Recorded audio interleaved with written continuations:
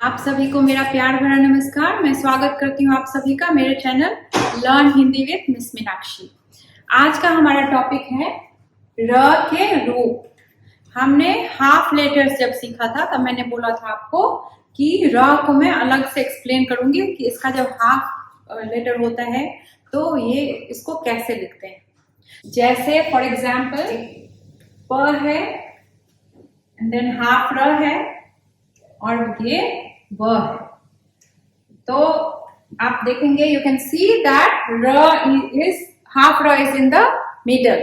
अब हम क्या इसको क्या करेंगे, जब हम इसका शब्द बनाएंगे तो ये जो हाफ र है ये अपने आगे वाले वर्ण पर, मतलब उसके आगे जो लेटर है उसके ऊपर रेफ के रूप में जाता है। I will show you how इसको लिखते कैसे हैं। ये जैसे हो गया, हमने प ले लिया और र के आगे वाला लेटर कौन सा है, व। तो हम इसको व यहाँ पे लिखेंगे एंड देन दिस हाफ र will go on the top of this letter. और ये जो साइन ऐसा बना है इसको बोलते हैं रेफ। क्या बोलते हैं? रेफ बोलते हैं। ध्यान रहे कि जब भी हाफ र मिडल में आएगा तो वो अपने आगे वाले वर्ण के ऊपर चला जाएगा और उसका जब हम प्रोनाउंसिएशन करेंगे, जब हम उसका उच्चारण करेंगे तो वो इन दोनों के जो दो लेटर्स होंगे उसके बीच में उसका साउंड आएगा। जैसे हम इसको क्या पढ़ेंगे, पर्व पर्व। तो you can feel, you can hear that पर्व में र is in the middle but उसका बहुत छोटा ही साउंड हमें सुनाई देता है, पर्व। और भी एक दो एग्जाम्पल लेकर के हम देखते हैं। फॉर एग्जाम्पल जैसे एक हमने लिखा स देन र एंड देन व। अब आपको समझ में आ गया होगा कि हम इसको कैसे लिखेंगे। पहले कौन सा लेटर लिखेंगे हम, स। उसके बाद कौन सा लेटर लिखेंगे, व। और र कहां चला जाएगा, इसके ऊपर, सर्व। पढ़ेंगे कैसे, सर्व। कुछ शब्द ऐसे होते हैं जिसमें ये रेफ वाला लेटर मिडल में आता है और लोगों को कंफ्यूजन होता है उसको प्रोनाउंशिएट करने के लिए। तो मैं एक एग्जांपल देकर के आपको बताती हूँ कि उसमें भी रूल सेम ही है कि र का जो साउंड है वो मिडल में ही आएगा और रेफ अपने आगे वाले लेटर पे डलेगा। जैसे एक वर्ड है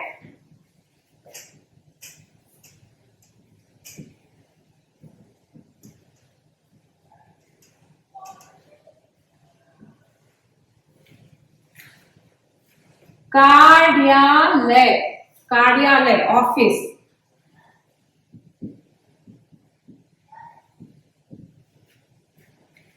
तो यहां पे भी अगर मैं इसको अलग करके आपको बताऊं तो हम कैसे लिखेंगे, का प्लस हाफ र प्लस या प्लस ल एंड प्लस य, राइट। तो ये जो र है वो कौन कौन से लेटर के बीच में आ रहा है, का और या के बीच में। तो रूल के हिसाब से ये र कहां चला जाएगा, इस य के ऊपर। तभी हम इसको कैसे लिखते हैं, कार्यालय। बस आपको ये रूल याद रखना है कि र का साउंड हमेशा दोनों वर्णों के बीच में आएगा और रेफ अपने आगे वाले लेटर पे डलेगा, इस लेटर पे नहीं डलेगा। अगर हम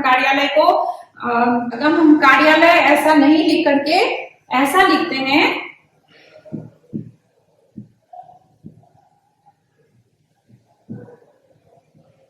तो ये करेक्ट नहीं है, ये रॉन्ग है, क्योंकि ये र क से पहले नहीं है, क के बाद में है। तो वो कहां पे आना चाहिए, वो आना चाहिए य के ऊपर।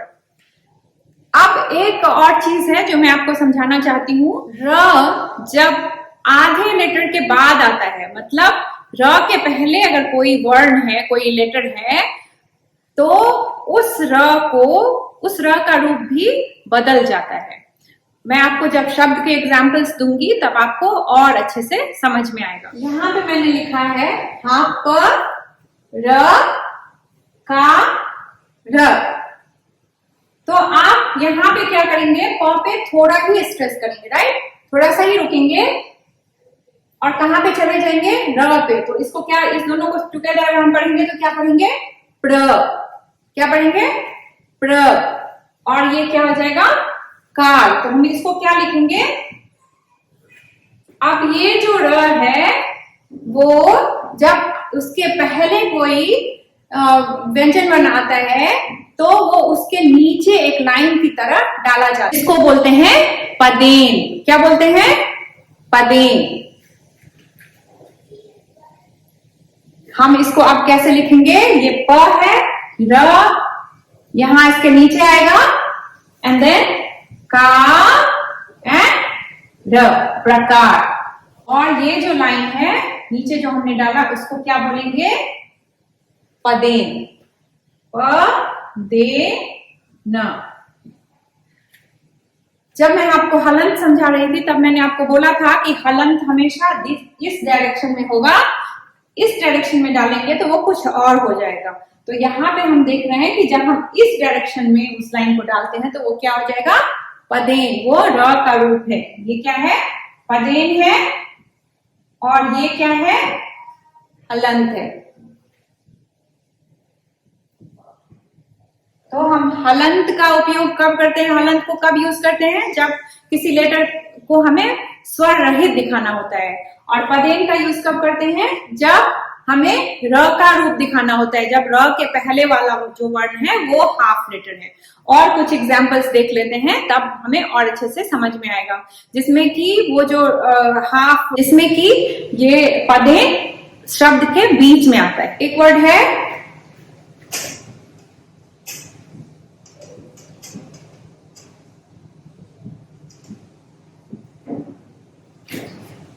पराक्रम। तो इसमें पदेन वाला जो लेटर है वो शब्द के मिडल में आ रहा है। इसके साउंड को हम जब क्लियरली जानेंगे तो ये कैसे लिखा हुआ है, प प्लस रा प्लस कौन सा लेटर यहां हाफ होगा, क या र, क हाफ है, राइट। तो क में हमने लगा दिया हलन, उसके बाद र एंड म। तो हमें ये चीज याद रखनी है कि जहां पे ये पदेन लगा हुआ होगा नीचे किसी लेटर के, वहां पे वो लेटर हाफ लेटर होगा और ये जो पदेन का र है वो फुल र होगा। तो जब हम वर्ण विच्छेद सीखेंगे तब आपको इसका कॉन्सेप्ट बहुत अच्छे से क्लियर हो जाएगा और आपको समझने में कोई परेशानी नहीं होगी, क्योंकि आपने ऑलरेडी पदेन और हलंत सीख लिया है। मैं उम्मीद करती हूँ कि आपको आज का लेसन समझ में आ गया होगा। अगर अभी भी कोई आपको क्वेश्चन है, कोई डाउट है, तो आप कमेंट बॉक्स में डाल सकते हैं। उम्मीद करती हूँ कि आपको मेरा वीडियो पसंद आया हो तो लाइक कीजिए, शेयर कीजिए, सब्सक्राइब कीजिए, जैसा आप हमेशा करते हैं। धन्यवाद।